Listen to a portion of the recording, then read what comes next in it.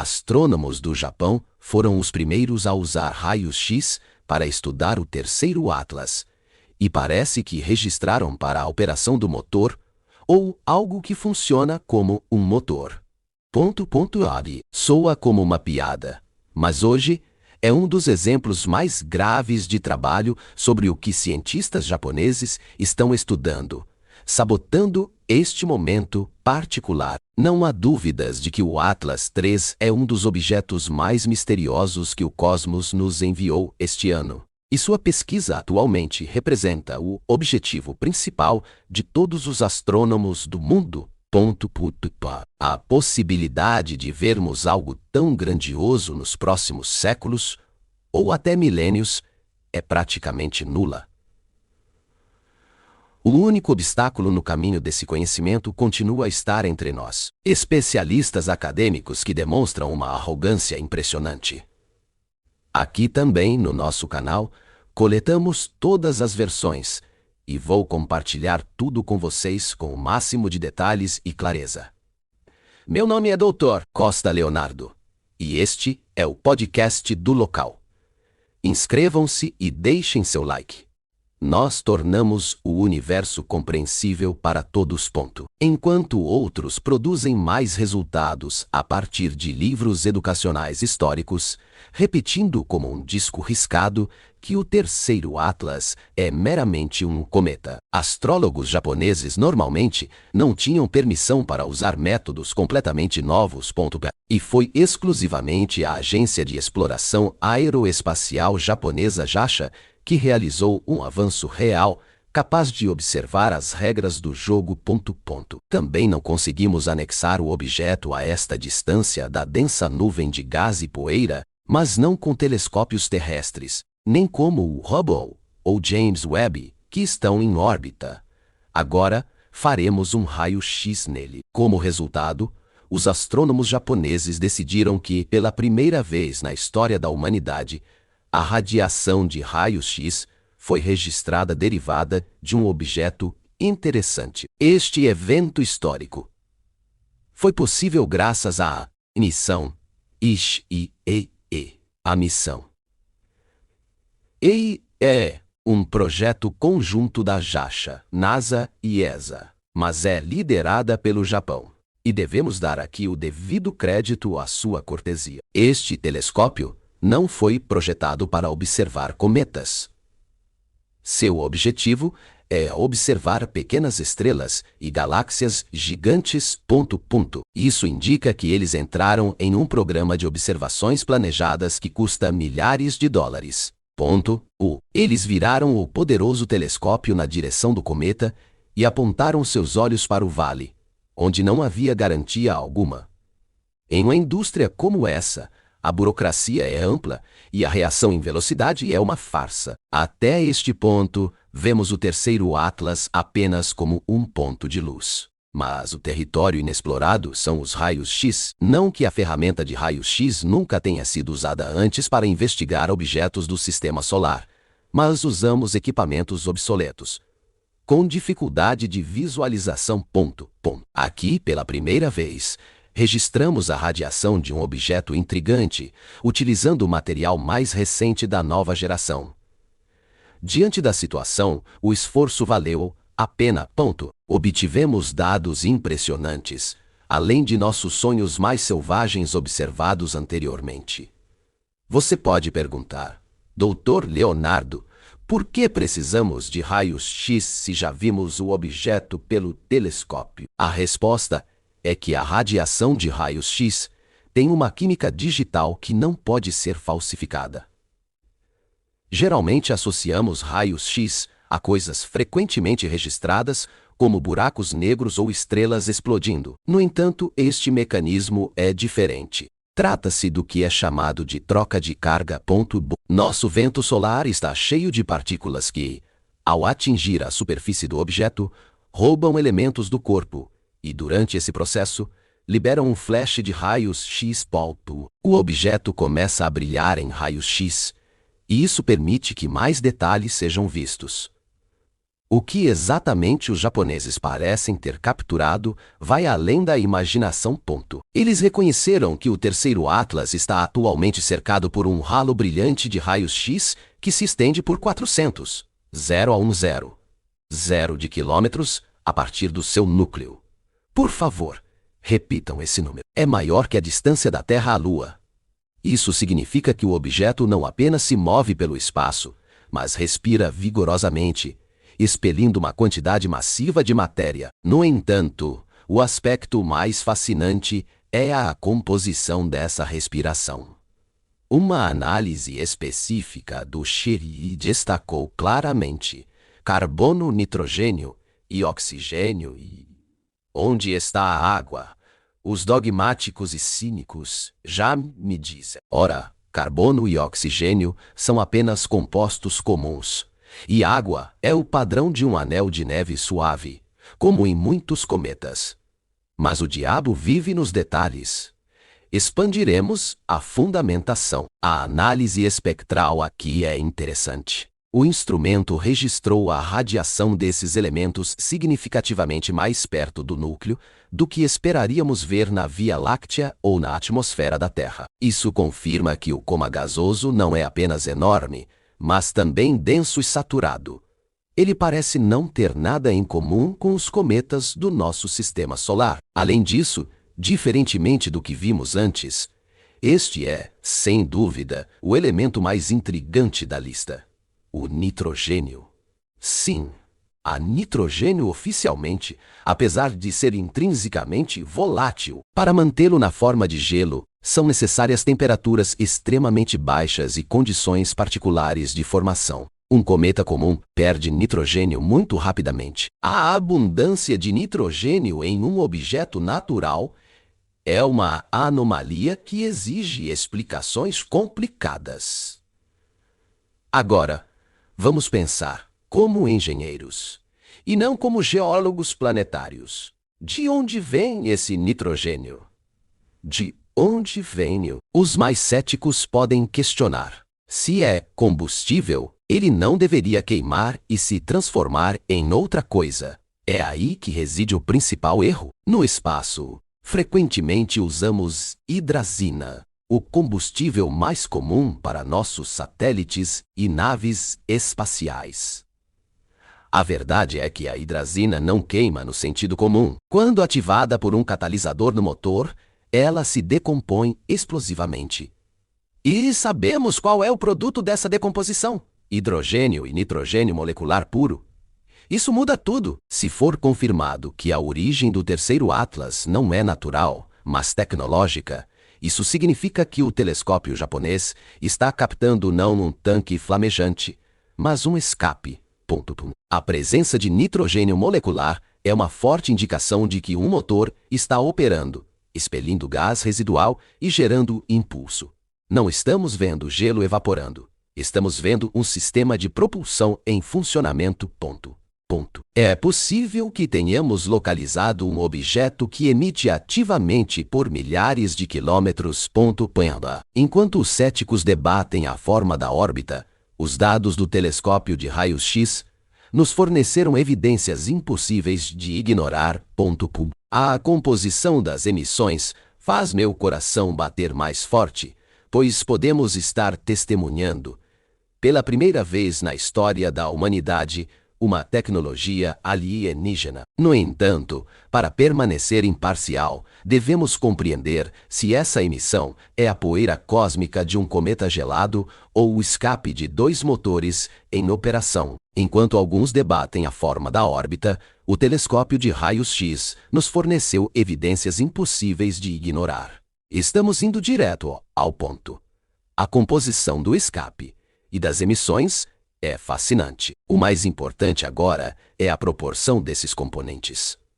Até agora sabemos de sua existência, mas não fizemos uma análise detalhada suficiente. A verdadeira ciência começará agora. Se fosse um cometa, a proporção entre carbono e oxigênio deveria estar dentro de certos limites naturais. No entanto, se for, como suspeitamos, o escape de um motor iônico ou a perda de um escudo protetor do casco, As implicações podem apontar para uma nave completamente não natural. Por exemplo, podemos encontrar nitrogênio em estados de ionização incompreensíveis ou carbono que não flui naturalmente do gelo aquecido pelo Sol. Alguns, tentando explicar as estranhezas de um visitante interestelar anterior, Oumuamua, sugeriram que ele poderia ser um fragmento ejetado de um planeta similar a Plutão. O corpo de Plutão é coberto por gelo de nitrogênio. Em um sistema diferente, uma catástrofe cósmica poderia ter arrancado um iceberg de nitrogênio e o lançado no espaço. Ao se aproximar do nosso Sol, esse gelo de nitrogênio começaria a evaporar, criando um coma distinto e mais poderoso que o observado pelo Schirizen. O nitrogênio é uma substância volátil. Ele só se volatiliza a temperaturas próximas do zero absoluto. O terceiro Atlas pode ter se formado nas fronteiras distantes e escuras de seu sistema natal, onde a temperatura nunca subiu acima de 250 graus negativos. Ele pode ter incorporado nitrogênio molecular puro em sua estrutura. Agora, ao entrar no calor do nosso sistema, essa impressionante cápsula do tempo começa a liberar seu conteúdo. Essas são hipóteses cientificamente sólidas, mas têm um ponto fraco. Um pedaço de gelo, ou um cometa antigo, obedece apenas à gravidade. Ele pode ser trazido para perto do Sol. O terceiro Atlas, no entanto, como nos lembramos, mostra uma aceleração não gravitacional e uma trajetória surpreendentemente precisa, com parâmetros que o levam à órbita de Júpiter. Fragmentos de gelo de nitrogênio podem evaporar, mas um pedaço de gelo não pode pilotar a si mesmo. E, colocando tudo isso junto, como dizem, você pode fazer um especialista em objetos interestelares quando toda sua amostra é composta por dois exemplos. 1. Oumuamua e 2. Borisov.com. Enquanto isso, nosso novo visitante tem 13 anomalias em comparação a eles. Tomemos, por exemplo, sua aceleração não gravitacional que desafia as leis da mecânica celeste comum. Acontece que não estávamos preparados para o encontro com os dois primeiros visitantes interestelares. Mas o terceiro Atlas já estudamos com muito mais detalhes do que os visitantes anteriores, e quanto mais nos aprofundamos no estudo, mais fatos novos e impressionantes encontramos. Apenas gelo? São os detalhes que contam. Agora surge a pergunta: os astrônomos modernos nunca conseguirão reconhecer um sinal artificial de um pedaço de gelo? Para entender isso, simplificaremos a questão ao limite. Na visão convencional, um cometa é uma bola de gelo sujo. Ela voa em direção ao Sol, aquece e libera gases, criando uma cauda. Não chamamos isso de aceleração não gravitacional. No entanto, há um ponto cego na percepção. Imagine uma espaçonave viajando por bilhões de anos através dos braços da galáxia. Inevitavelmente, seu casco será marcado por poeira cósmica e detritos. Este dispositivo também tem motores que não causam aceleração gravitacional e uma emissão que, a longo prazo, é indistinguível da cauda de um cometa. Em imagens pixeladas e dados limitados, os dois objetos parecem iguais. A distinção-chave existe apenas nos nuances. Dados penquad existe apenas nos nuances. A tecnologia pode realizar processos conscientes, como perda de calor excessiva ou pontos brilhantes, coisas que um cometa de gelo mortal não faz. E o objeto terceiro Atlas demonstra claramente essas estranhezas. Sem dúvida, a ciência acadêmica espera receber uma história de origem fabricada com hostilidade. A verdadeira fé se estabelece na humildade diante do desconhecido. Mas apenas a arrogância dogmática é visível nos estabelecidos. Quando o terceiro Atlas foi descoberto, foi tratado como uma piada. instantaneamente categorizado. Os especialistas agiram como um algoritmo antigo, testado com dados passados. Por uma década, só vimos pedras. Então, esta é uma nova pedra. Lembre-se do caso ilustrativo de 2 de janeiro de 2025. O Centro de Planetas Menores registrou um asteroide se aproximando da Terra. Um dia depois, descobriu-se que essa rocha cósmica era exatamente como o estágio superior do Falcon 9, lançado por Elon Musk em 2018. Era uma máquina feita pelo homem, mas o sistema automaticamente a registrou como asteroide, simplesmente porque não havia ninguém perseguindo outro objetivo. O mesmo acontece com o pensamento humano. Poucos estão dispostos a admitir a existência de algo que não está nos livros didáticos. Se nós lançamos tecnologia para o espaço, por que rejeitamos com tanta força a ideia de que, entre bilhões de exoplanetas, alguém possa ter feito o mesmo? O status quo trabalha contra nós. Em 13 bilhões de anos de história da Via Láctea, é difícil acreditar que somos os únicos engenheiros. É difícil acreditar que somos os únicos engenheiros. Não há uma única razão para que o terceiro Atlas não possa ser o lixo espacial de uma antiga civilização, mas seu comportamento nos leva a crer que é mais do que apenas lixo. Devemos nos ater aos fatos que vemos no quadrante natural. Primeiro, a órbita do objeto coincide com o plano da nossa eclíptica com uma precisão assustadora. Um desvio não maior que 0,5 graus. As chances de fragmentos naturais apresentarem tal coincidência são menores que 1%.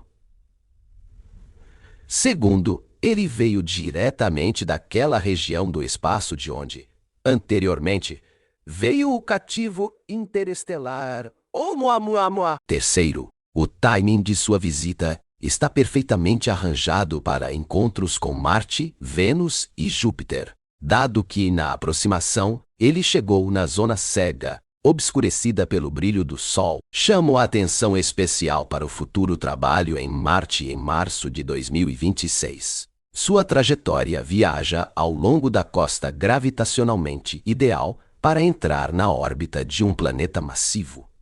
Se você está procurando por recursos ou por um ponto de referência em um sistema estranho, o melhor alvo é um gigante gasoso.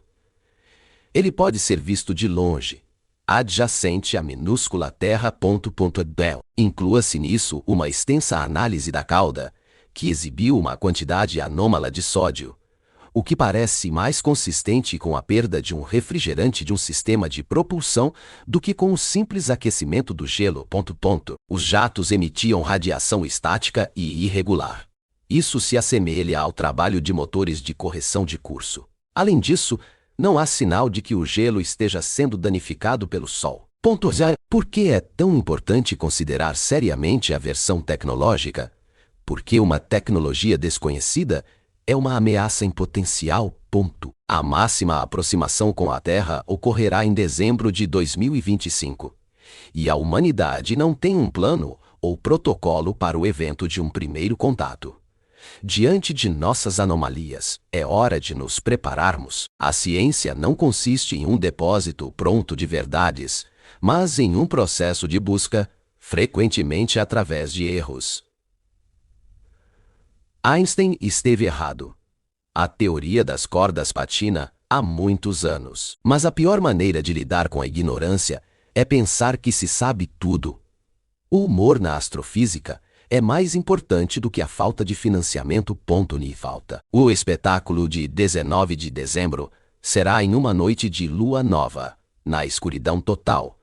James Webb e Hubble apontarão para o terceiro Atlas. O principal marcador será a velocidade de escape dos gases. Se for por perda de gelo, a velocidade será baixa. Se forem motores elétricos ou de plasma operando, os números serão de uma ordem de magnitude maior. Não podemos ignorar o contexto. O estudo atual de objetos interestelares começou com Oumuamua, que desapareceu em 2014 com sua velocidade extremamente alta, e o